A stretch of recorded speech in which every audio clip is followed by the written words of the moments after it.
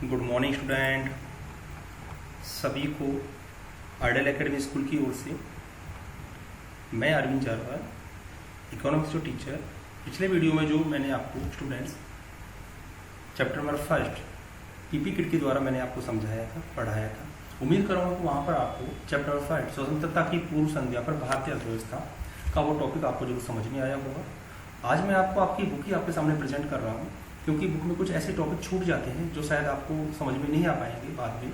तो मैं चाहता हूँ कि आप उन टॉपिक को सामने पढ़ें और एक एक लाइन को आप समझने का प्रयास करें। हालांकि ये बुक थ्योरी है, लेकिन कहीं ना कहीं ये थ्योरी जो बुक है हमें अपना बेस क्लियर करना है, क्योंकि हम यहाँ पर बेस क्लियर करेंगे तभी हम 12th क्लास के अंदर इकोनॉमिक्स को अच्छे से पढ़ पाएंगे।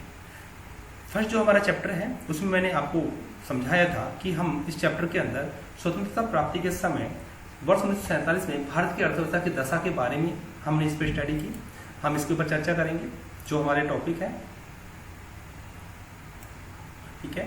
और दूसरा हम पढ़ेंगे भारतीय अर्थव्यवस्था को अल्प विकास या कह सकते हैं या गत्यावरोध, ठीक है, की स्थिति में पहुंचा देने वाले कौन कौन से ऐसे कारक थे। मतलब ब्रिटिश टाइम पीरियड में ऐसे कौन कौन से फैक्टर थे जिन्होंने कहीं ना कहीं भारत को इस अवस्था में पहुंचा दिया, इस पर हम डिस्कस करेंगे।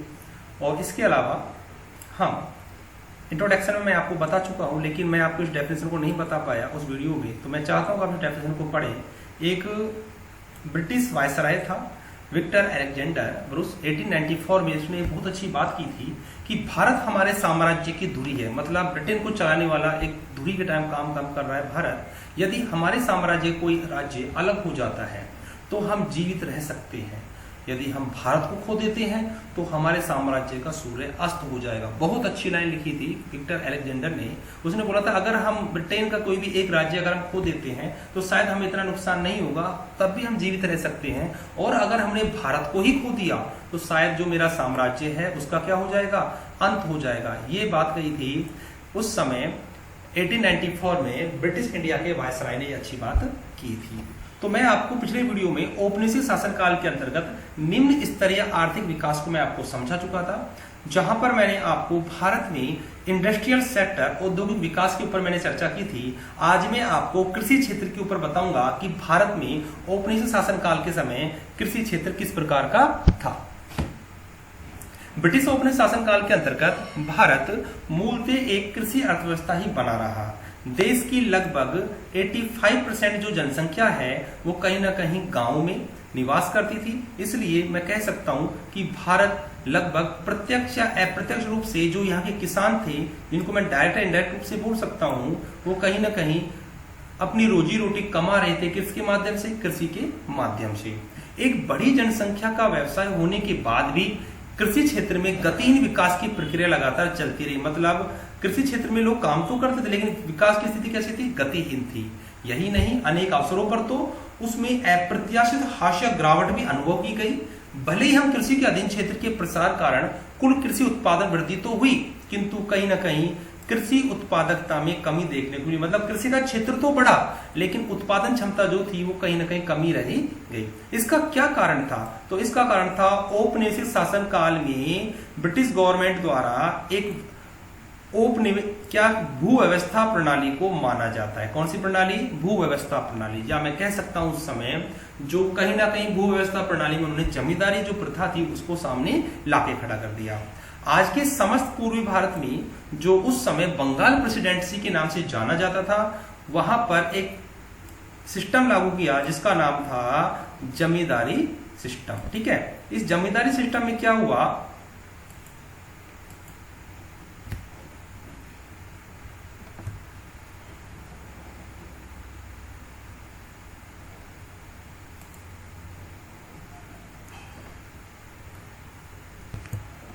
चुप ना रह सके सोचेंगे, ठीक है।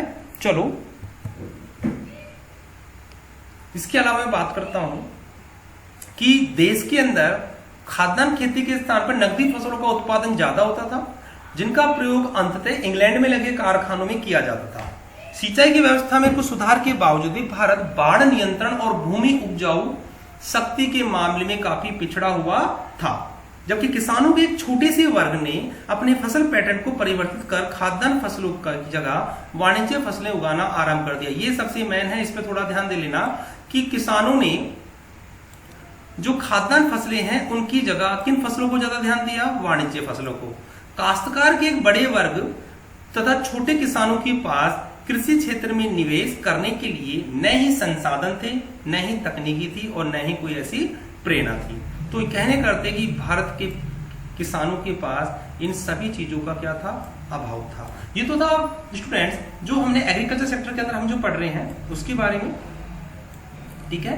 लेकिन यहां पर एक छोटी सी कहानी मैं आपको थोड़ा समझा देता हूं कि जो हम बीच में ये पढ़ेंगे ब्रिटिश काल में कृषि के क्षेत्र हमारा किस प्रकार का था। तो चलो थोड़ा मैं आपको समझा देता हूं। 17वीं शताब्दी के में भारत आए फ्रांसीसी यात्री बर्नियर ने तत्कालीन बंगाल का इस प्रकार वर्णन किया है। उसने बंगाल के बारे में, बर्नियर, ये वेरी शॉर्ट क्वेश्चन बनता है एग्जाम के अंदर, कि बर्नियर ने बंगाल के बारे में एक चर्चा की अपने 2 बार के भ्रमण में, क्योंकि जो 2 बार भारत आए तो उन्हें बंगाल के विषय में संग्रहित जानकारी के आधार पर मैं कह सकता हूं कि क्षेत्र मिस्र देश में से कहीं अधिक समृद्ध है। इस लाइन को ध्यान देना कि भारत देश मिस्र जो देश है उससे काफी ज्यादा क्या है? समृद्ध है। यहां से सूती रेशमी वस्त्र, चावल, शक्कर और मक्खन का प्रचुर मात्रा में निर्यात होता था, क्योंकि हम एक्सपोर्ट करते थे इन वस्तुओं का। इससे यहाँ पर आंतरिक उपभोग के लिए भी गेहूं, सब्जियां, अनाज और अदर जो मुर्गी, मुर्गियां या बतख मैं बोल सकता हूं, भरपूर मात्रा में इनका उत्पादन होता था। बड़े क्षेत्र में यहाँ पर भेड़ बकरियों का पालन किया जाता था और हर प्रकार की यहाँ पर मछलियां प्रचुर मात्रा में प्राप्त होती थी। राजमहल से लेकर समुद्र तक अतीत में परिवहन और सिंचाई के लिए गंगा नदी बहुरत्न, ठीक है ना, या मैं कह सकता हूं गंगा नदी जो थी वो बहुरत्न श्रम पूर्वक काटकर बनाई गई नहरों का जाल बिछा हुआ था। मतलब मैं कह सकता हूं कि ब्रिटिश टाइम पीरियड के अंदर देश की स्थिति ज्यादा दुर्दशा थी, लेकिन मैं कह सकता हूं कि इससे पहले भारत में कहीं ना कहीं इन चीजों का बहुत ज्यादा मात्रा में उत्पादन होता था, जिससे देश को कहीं ना कहीं मैं बोल सकता हूं सोने की चिड़िया के नाम से जाना जाता था। बंगाल का एक सूती वस्त्र उद्योग के ऊपर हम डिस्कस करेंगे। मलमल एक विशेष प्रकार का सूती कपड़ा होता है। बचपन से इन चीजों को पढ़ते आ रहे हो, आपको टीचर जो है उन्होंने आपको बहुत अच्छा बताया होगा इन चीजों के बारे में कि ढाका की मलमल काफी फेमस है। 10th क्लास में हमने इसके बारे में पढ़ा है। इसका मूल निर्माण क्षेत्र बंगाल है। बंगाल सेक्टर इसका मेन क्षेत्र है। विशेषकर ढाका जो आज बांग्लादेश के अंदर जा चुका है, वहां की कैपिटल, वहां की राजधानी है, ठीक है। ढाका के मलमल में उत्कृष्ट कोटि सूती वस्त्र के रूप में विश्व भर में बहुत ख्याति अर्जित थी। यह बहुत ही महीन कपड़ा होता था। विदेशी यात्री इसे शाही मलमल या मलमल खास भी कहते थे। ये अंडरलाइन कर लेना कि विदेशी यात्री इसको शाही मलमल के नाम से जानता था। इसका क्या अर्थ था कि वे कपड़े जो शाही परिवारों के उपयोग के लिए ही क्या किए जाते हैं? बनाए जाते हैं, ठीक है ना। शाही परिवारों के उपयोग के लिए ही ये कपड़े क्या किए जाते, बने, जैसे इनको शाही मलमल के नाम से जाना जाता था। तो स्टूडेंट्स जो मैं आपके यहाँ ऊपर मैंने जो अभी अंडरलाइन किया है, मैंने लास्ट वीडियो में मैंने आपको जो पढ़ाया था उसके मैं थोड़ा अंडरलाइन कर दिया यहाँ पर। और मैंने आज जो टॉपिक पढ़ाया है कृषि क्षेत्र के बारे में, जो ब्रिटिश टाइम पीरियड के अंदर लगभग 85% जनसंख्या देश की कृषि पर निर्भर करती थी, मैंने उसके बारे में बताया आपको, ठीक है। और लगभग माना जाता है कि 200 वर्षों तक ब्रिटेन ने भारत पे राज किया, लेकिन यहाँ की जो कृषि क्षेत्र है उसकी स्थिति कैसी है? गतिहीन बनी रही, मतलब ज्यादा आगे नहीं बढ़ पाई, ठीक है। थोड़ा बहुत आपको इन्हें भी हम ज्ञात कर सकते हैं कि डॉक्टर राजेंद्र प्रसाद के बारे में आपको चर्चा कर सकता हूं कि स्वतंत्रता के समय कहीं ना कहीं अब उन्होंने अपनी एक पुस्तक लिखी थी, फेमस बुक थी उनकी, इंडिया डिवाइडेड का अध्ययन उपयोगी होगा। इस किताब का नाम याद रखना, जो किसके द्वारा लिखी गई थी? डॉक्टर राजेंद्र प्रसाद के द्वारा लिखी गई थी। ये भी वेरी शॉर्ट क्वेश्चन एग्जाम में पूछा जा सकता है। इसके अलावा कुछ और बुक्स भी थी। अंग्रेजों ने भारत की किस प्रकार राज्य व्यवस्था लागू की थी? ये क्वेश्चन मार्क है, क्योंकि भारत पे अंग्रेजों ने जो राजस्व व्यवस्था जो लागू की थी वो कहीं ना कहीं जमींदारी प्रथा, रैयतवाड़ी प्रथा, महलवाड़ी प्रथा यहाँ पर उन्होंने लागू की थी, जो कहीं ना कहीं ये व्यवस्थाएं देश में लगान वसूल करने के लिए प्रथाएं चालू की गई थी। इनमें हम बात करेंगे, आपको जो पुस्तक प्रकाशित की गई थी इकोनॉमिक हिस्ट्री ऑफ इंडिया का सहारा ले सकते हैं, ठीक है। तो आपको इन चीजों को पढ़ने की इतनी आवश्यकता नहीं है। अगर आप चाहो तो नॉलेज के लिए चीजों को पढ़ सकते हो, लेकिन ये किताबें आपको बड़े आगे जो बड़ी क्लासें होंगी वहां पर आपको ये बुक्स पढ़नी होंगी, ठीक है स्टूडेंट्स। तो चलो अगली वीडियो में आपको औद्योगिक क्षेत्र के बारे में डिस्कस करें, क्योंकि आप छोटे वीडियो में इन चीजों को देखकर पढ़ें। मैं अगले वीडियो में आपको बताऊंगा इंडिया के अंदर जो इंडस्ट्रियल सेक्टर का जो क्षेत्र था वो किस प्रकार का था, ठीक है। चलो थैंक यू, मिलते हैं अगले वीडियो में, बाय।